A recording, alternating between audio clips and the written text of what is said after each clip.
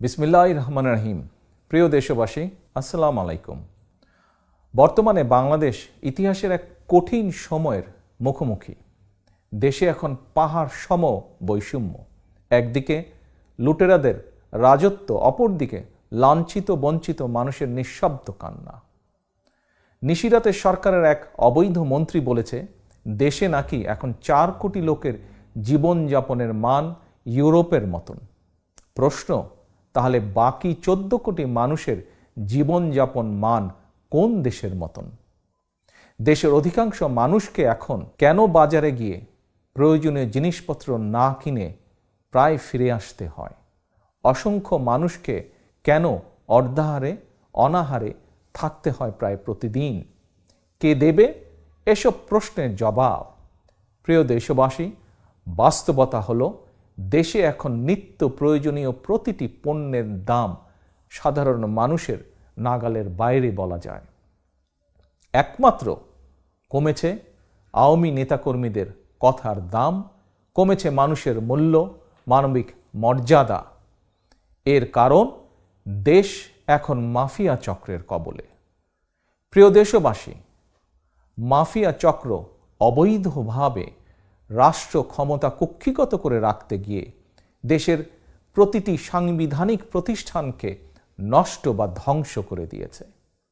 প্রধান বিচারপতি যখন ক্ষমতাসীন দলের ছাত্র সংগঠনের কাছে থেকে ফুলের তোড়া নেয় আর পুলিশের কাছ থেকে সহাস্যে তরবারি উপহার নেয়, তখন আর বুঝতে বাকি থাকে না রাষ্ট্রের সাংবিধানিক প্রতিষ্ঠানগুলো শুধু নষ্টই হয়ে যায়নি, এখন পচে দুর্গন্ধ ছড়াতে শুরু করেছে।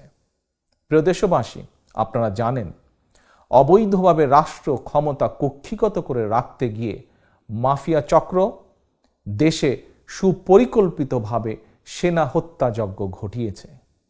বাংলাদেশের মহান মুক্তিযুদ্ধের ইতিহাসের অনিবার্য সাক্ষী বিডিআরের নাম ঠিকানা খোল নলচে পাল্টে দিয়েছে। দেশে বিদেশে র্যাব এবং পুলিশ বাহিনীকে মানবাধিকার লঙ্ঘনকারী খুনি বাহিনী হিসাবে পরিচিত করানো হয়েছে। আর সর্বশেষে এবার দেশের আনসার বাহিনীকেও মাফিয়া চক্রের টার্গেটে পরিণত করা হয়েছে। আওয়ামী চক্র তাদের হীন দলীয় রাজনৈতিক স্বার্থে গণতন্ত্রকামী জনগণের পেছনে লেলিয়ে দিয়ে আনসার বাহিনীকেও ধ্বংসের চক্রান্তে লিপ্ত হয়েছে। প্রিয় দেশবাসী, মাফিয়া সরকারের পতন ঘটিয়ে জবাবদিহিতামূলক রাষ্ট্র ও সরকার প্রতিষ্ঠা করতে না পারলে জনগণের বাংলাদেশে জনগণের সরকার, জনগণের শাসন কায়েম করতে না পারলে স্বৈরাচারের অন্ধকার থেকে দেশকে গণতন্ত্রের আলোয় ফেরানো সম্ভব নয়। এ প্রসঙ্গে আমি দেশের স্বাধীনতা ও গণতন্ত্র প্রিয় জনগণের উদ্দেশ্যে বলতে চাই, মাফিয়া চক্রের কবল থেকে বাংলাদেশকে মুক্ত করা না গেলে জনগণকে হয়তো অদূর ভবিষ্যতে নির্যাতিত ফিলিস্তিনিদের মতোই নিজ দেশে পরাধীনতার শৃঙ্খল পড়ে থাকতে হবে। প্রিয় দেশবাসী, জনগণের বাংলাদেশে জনগণের শাসন কায়েম করতে হলে প্রথমেই প্রতিটি নাগরিকের ভোটের অধিকার প্রতিষ্ঠা করতে হবে। নিশ্চিন্তে প্রতিটি নাগরিকের ভোট প্রয়োগের অধিকার, সুযোগ ও পরিবেশ নিশ্চিত করতে হবে। কারণ জনগণের রাজনৈতিক ক্ষমতায়ন ছাড়া দেশের সার্বভৌমত্ব যেমন নিরাপদ নয়, একইভাবে গণতান্ত্রিক অধিকার চর্চা, মানবাধিকার রক্ষা কিংবা টেকসই উন্নয়নও সম্ভব নয়। প্রতিটি নাগরিকের ভোট প্রয়োগের অধিকারই হচ্ছে নাগরিকদের রাজনৈতিক ক্ষমতায়নের অন্যতম প্রধান অস্ত্র।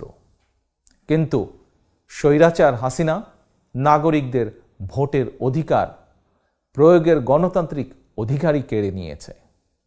গত কয়েকটি নির্বাচনে, বিশেষ করে জাতীয় নির্বাচনে জনগণ ভোট দিতে পারেনি। 2014 সালের জাতীয় নির্বাচনে নির্ধারিত ভোটের দিনের আগেই নির্লজ্জভাবে 154 জনকে বিনা ভোটে এমপি ঘোষণা করা হয়েছিল। এরপর জাতীয় নির্বাচন হওয়ার কথা ছিল 2018 সালের 30শে ডিসেম্বর। ওই নির্বাচনের আগের দিন অর্থাৎ 29শে ডিসেম্বর রাতে অন্ধকারে জনগণের ভোট ডাকাতি করা হয়ে গিয়েছিল।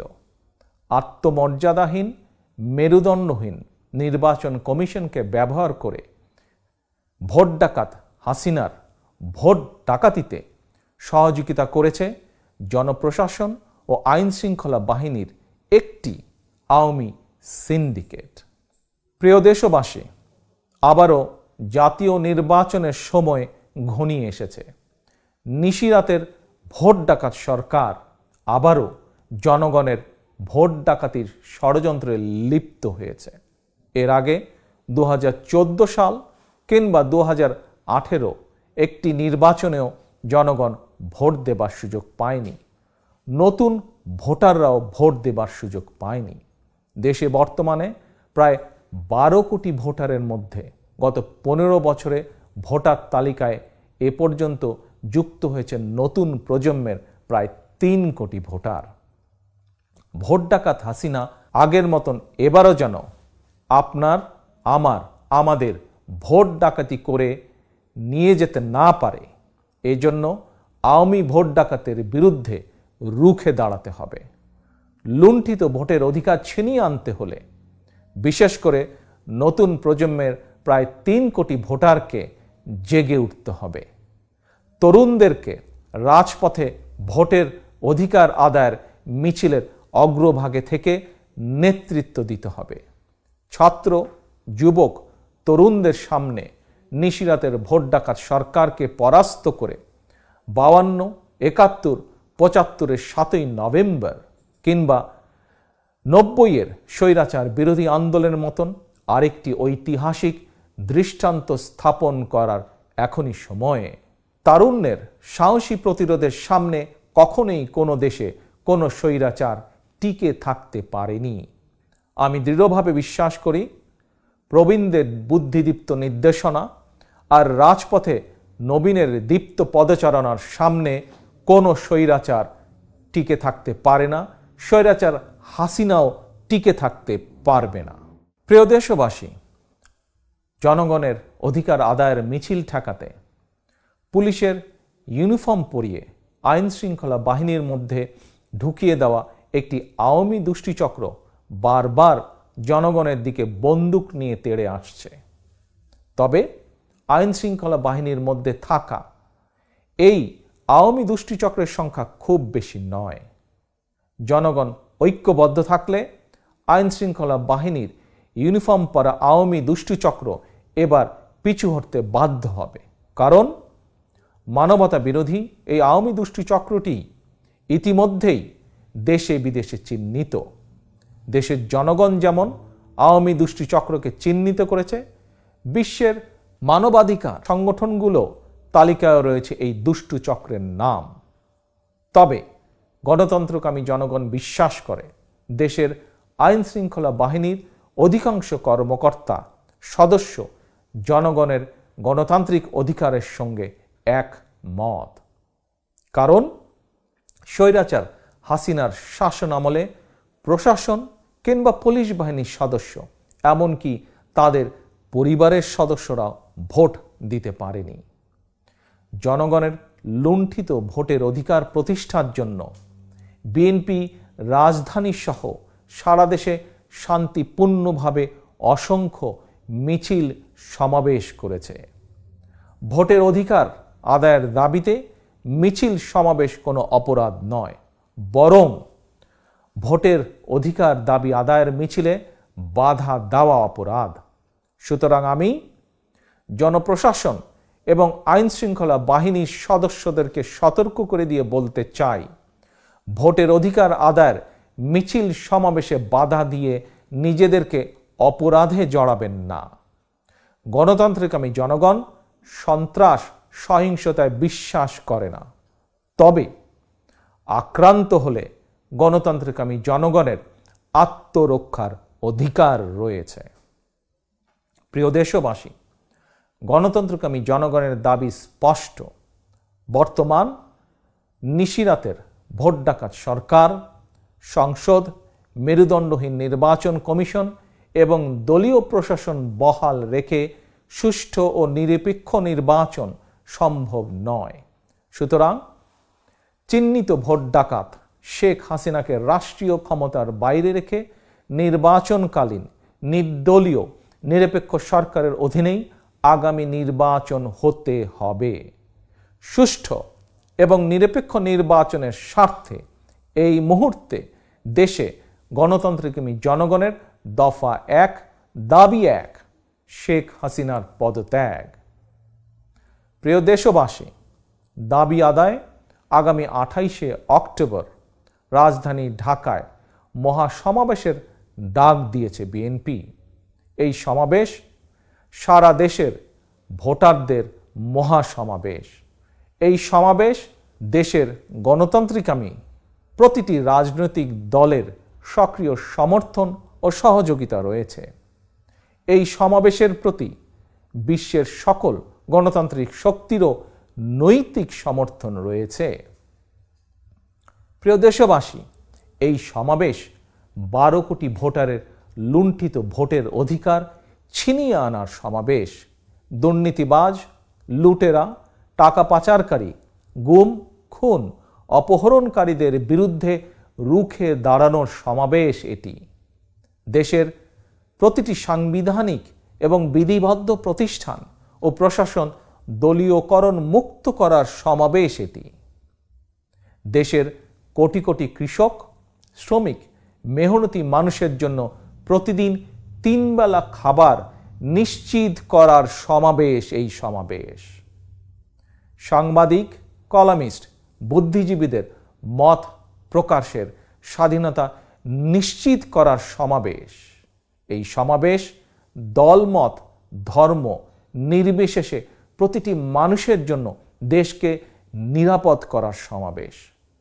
ক্ষুদ্র ব্যবসায়ী, উদ্যোক্তা, বিনিয়োগকারীদের জন্য সন্ত্রাস এবং চাঁদাবাজি মুক্ত পরিবেশ নিশ্চিত করার সমাবেশ এই মহাসমাবেশ। দেশের প্রতি নারী এবং শিশুর জীবনযাত্রা নিশ্চিত নিরাপদ রাখার সমাবেশ 28শে অক্টোবরের মহাসমাবেশ। দেশের সকল ছাত্র, ছাত্রী, তরুণ, তরুণী তথা আগামী প্রজন্মের জন্য একটি নিরাপদ বাংলাদেশ গড়ার সমাবেশ এই 28 তারিখের মহাসমাবেশ। দেশের সকল শ্রেণী পেশার প্রতিটি নাগরিকের মানবিক মর্যাদা প্রতিষ্ঠার সমাবেশ। সর্বোপরি এই মহাসমাবেশ দেশে মুক্তিযুদ্ধের মূল মন্ত্র সাম্য, মানবিক মর্যাদা, সামাজিক সুবিচার প্রতিষ্ঠার সমাবেশ এই মহাসমাবেশ। সুতরাং একটি গণতান্ত্রিক মানবিক বাংলাদেশ গড়ার লক্ষ্যে এই মহাসমাবেশকে সফল করার কোনো বিকল্প নেই। সুতরাং বাংলাদেশের পক্ষের শক্তি, গণতন্ত্রের পক্ষের শক্তি, কৃষক, শ্রমিক, তরুণ, যুবক, ছাত্র, শিক্ষক তথা সকল শ্রেণীর পেশার সকল মানুষের প্রতি আমার আহ্বান, আপনারা 28শে অক্টোবরের মহাসমাবেশে ঐক্যবদ্ধভাবে দলে দলে যোগ দিন।